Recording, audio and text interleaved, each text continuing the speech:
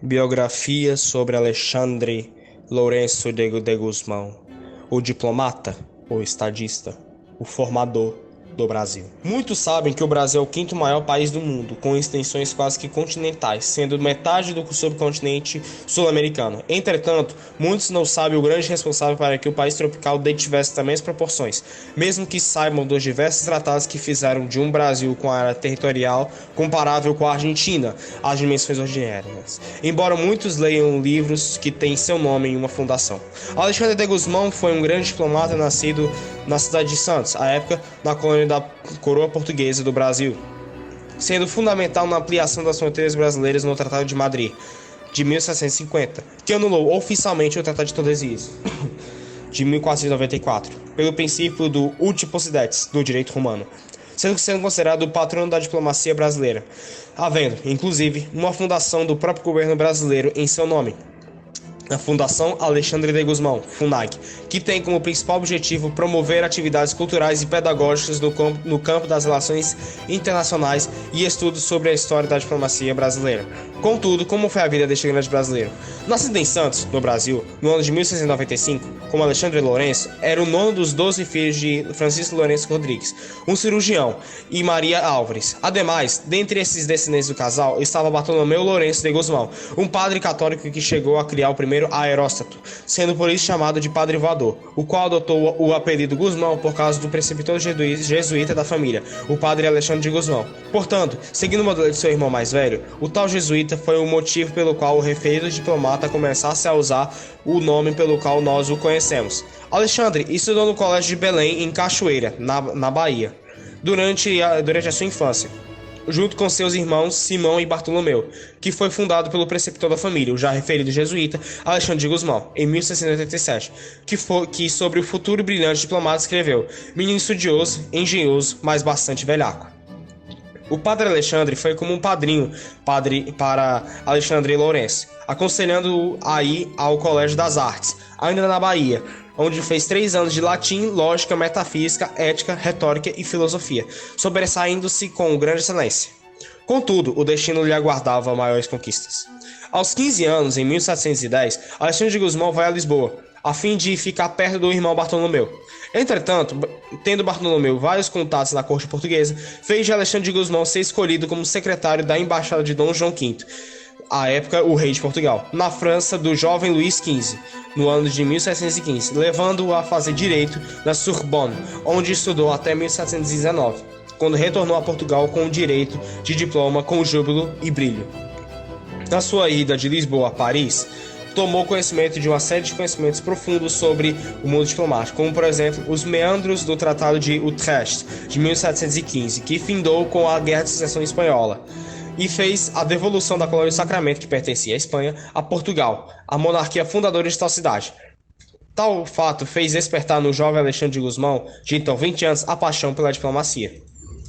Ao retornar para Portugal, Alexandre fez uma parada na Universidade de Coimbra. Sobre tal fato, comenta o professor de diplomacia e mestre Sebastião Vaz de Távora, da Universidade de Coimbra, em Portugal. Bom, a estadia de Alexandre Gusmão na Universidade de Coimbra, nessa universidade tão tradicional portuguesa, que tinha abrigado tão nomes importantes, principalmente brasileiros, foi muito importante para a base intelectual de Alexandre de Gusmão. Alexandre de Gusmão, que à época estava também a seguir os passos do seu irmão mais velho, que era o Bartolomeu de Gusmão, e definitivamente fez a opção correta, se apaixonou pelo curso de Direito dessa tradicional faculdade no início do século XVIII, e o que fez em 1714, com apenas 19 anos, ele ser aceito na corte de Dom João V. Definitivamente, esse foi um passo muito importante para a vida de Alexandre de Gusmão, fez com que ele decolasse a sua vida intelectual justamente com a base de conhecimentos que ele adquiriu na Universidade de Coimbra. Universidade de Coimbra que também abrigou outros nomes muito importantes, como José Bonifácio Andrade Silva e o Filipe Patrone, que foi muito importante para a Revolução do Porto ser disseminado no estado do Pará durante o início do século XIX. Portanto, mesmo com o passar dos séculos, nós percebemos que a independência de Portugal se fortaleceu não como império, como uma república, após a Revolução dos Escravos. Definitivamente, a Universidade de Coimbra continua sendo uma universidade tradicional, uma universidade muito importante para a base intelectual da Europa. E eu tenho certeza que eu, sendo um professor da universidade, tenho muito orgulho de participar de todas as atividades, principalmente de minha área, que é o Direito. Então, de fato, Alexandre Gusmão foi muito importante para a construção de identidade, principalmente da Universidade de Direito, da Faculdade de Direito da Universidade de Coimbra. Neste meio tempo, casa-se com Isabel Maria Teixeira de Chaves, com quem teve 2 filhos, Viriato e Trajano. Desde então, alçou diversas conquistas e inicia sua carreira na diplomacia portuguesa. Em 1720, por exemplo, quando é enviado para Cambrai, na França, a fim de familiarizar-se com tal área. Depois é enviado para Roma, nos Estados Papais, onde funcionou quase que como embaixador no país, em um momento de grande tensão entre os dois países. Em Roma, cidade onde permaneceu por 7 anos, o Papa Bento III ofereceu-lhe o título de Príncipe Romano, que por Alexandre foi recusado. Todavia, sua influência cresceu verdadeiramente quando foi nomeado escrivão da puridade, isto é, secretário particular do rei, em 1740, passando a dirigir a política externa portuguesa. Em 1740 e 1750, Alexandre de Gusmão liderou a delegação portuguesa no Tratado de Madrid. O especialista em diplomacia latino-americana e professor da Universidade de Oxford, Sir Philip Theodore Smith, comenta sobre tal acordo. The Treaty of Madrid definitely is the most important part of the Alexander de Gusmão's diplomacy and professional life, because it's the more remarkable contribution that he has ever made for the diplomacy world, for our politics, and primarily for the diplomacy of Latin America, and primarily for the Brazilian diplomacy. You know, definitely Alexander de Gusmão is the father of the diplomacy of Brazil because of this treaty. Before this treaty, a very important treaty that was applied was the Treaty of Tordesilhas, that Portugal and Spain decided to divide the world by those two powerful nations. Obviously, another nations that were powerful as well, like England, my country, and obviously the Italians that were in decadence after the great times of the Italian city, like Genova and Venezia.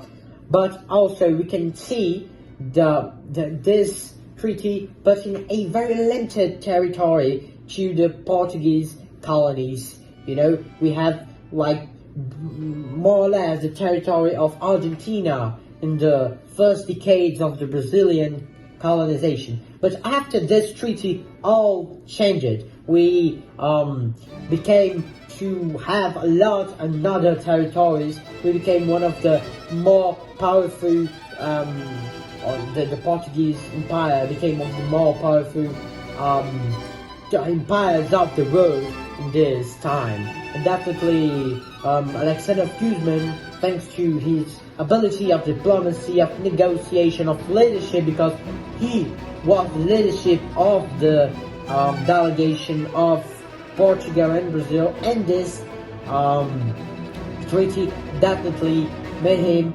of the father of the diplomacy. This was very important. The principle of this treaty was based on the Roman law, the uti possidetis, ita possidetis. In the translation, we can speak like who owns by fact owns by right, in natural boundaries stating respectively in the preamble. We know that the United States, the borders of the states ignore the natural aspects like rivers or, for example, mountains, but in Brazil that was pretty different and pretty innovative for this time. And in the treaty, we can say in a word, like in a phrase, each party must stay with what it now holds and the boundaries of the two domains. And he says about Spain and Portugal, it was in the capital of Spain, Madrid, are the sources and causes of the most notable rivers and mountains. Definitely, that was very important for the diplomacy. Thanks to Alexander de Gusmão. Diversas foram as consequências do Tratado de Madrid, como a ampliação do território. A colônia de Sacramento foi entregue à Espanha em troca do território dos 7 povos das missões, aumento do poderio militar português, a criação da capitania de São Pedro do Rio Grande do Sul, as guerras guaraníticas de 1753 a 1756, a definição do território brasileiro até os dias atuais, e dentre outros. Entretanto, fez com que Alexandre de Gusmão tivesse uma série de inimigos, tal como o rei Dom José I de Portugal, monarca que fez de Alexandre de Gusmão um escorraçado da presença real, porém ganhou um aliado fortíssimo, o Marquês de Pombal. Há uma controvérsia sobre o que ocorreu com a família de Gusmão em um incêndio que ocorreu em sua casa em 1752, que dizem que pereceram sua esposa e seus 2 filhos, mas muito contestam tal fato, como é o caso do professor doutor da Universidade de Bologna e especialista em diplomacia brasileira, Filippo Barreto Tavori. C'è una cosa che definitivamente è molto diversa dalla realtà, infatti. La famiglia di Alessandro di Gusmano potrebbe essere una vittima di un incendio a Lisbona nel 1752. La moglie e entrambi i 2 figli che lui aveva, che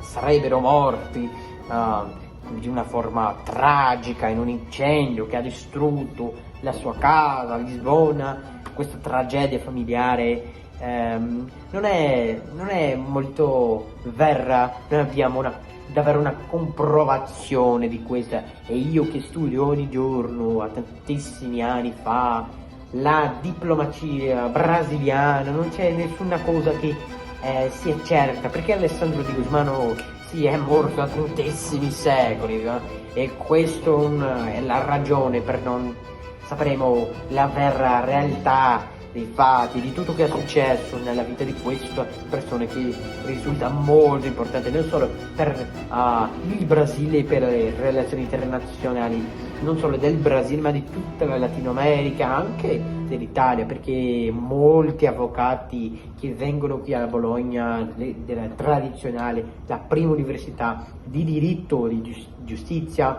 al mondo, la Università di Bologna, fondata nel 1088, è lo stesso tipo di facoltà che Alessandro di Gusmano ha fatto, quindi era la facoltà di diritto di Coimbra, una città tradizionale a Portogallo, e quindi infatti era molto importante sapere questa parte della vita di Gusmano, e per questo che risulta molto importante studiare anche noi che non siamo della stessa università, ma anche molto interessante studiare un po' un giorno di questo meraviglioso insegnante intellettuale che era Alessandro di Gusmano, che definitivamente abbiamo tantissimo tempo per studiare di più. Alexandre Lourenço de Gusmão faleceu a 31 de dezembro de 1753, aos 58 anos, de causas até hoje desconhecidas. Sua história e seus feitos até hoje inspiram novas gerações de diplomatas através de sua astúcia e perspicácia em resolver os problemas da pátria e do território onde nasceu, e com zelo amou como sua pátria-mãe, a aumentar as fronteiras limites do Brasil. Até hoje o governo brasileiro o reverencia como o homem que foi um dos pioneiros na arte da diplomacia do Brasil. Como principal referência de tal veneração, a Fundação Alexandre de Gusmão, a FUNAG, que tem um acervo vastíssimo sobre a nossa história a fim de contribuir na formação intelectual do Brasil.